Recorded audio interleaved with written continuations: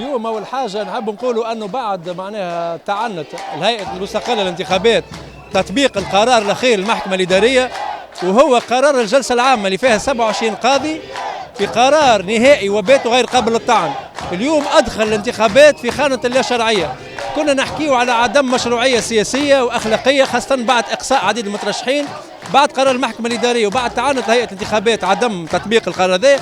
أصبحنا نحكيو على مشكلة تاع شرعية قانونية أصلا، وهذا بقرار معناها محكمة الإدارات اللي قاعدين يعملوا فيه بعض النواب اليوم في عوض معناها يحاولوا يصحوا معناها هيئة الانتخابات، يحاولوا يقوموا بتصحيح، خاصة بعد قرار الأخير المحكمة الإدارية اللي طلبت منهم ولو تطلب الأمر تعديل الرزنامة الانتخابية. يعني احنا الناس اللي مراهن على التغيير السلس والتغيير الهادئ والتغيير الرصين بالصندوق وكل شيء، ولكن مع الأسف بعض النواب نشوفوهم قاعدين يعملوا في باساج فورس، يحبوا يزيدوا يقدموا القدام وسحب البساط أو تغيير قانون. هذا في أعتى الدكتاتوريات في العالم عمرها ما صارت، أنك الانتخابات اللي أنكور وبعد يجيو مجلس النواب يحب يغير يعني قانون اللعبة. علاش؟ لأنه يختلف مع المحكمة الإدارية ويحب يعين محكمة أخرى، يمكن لأنه يحب يكون ضامن أكثر.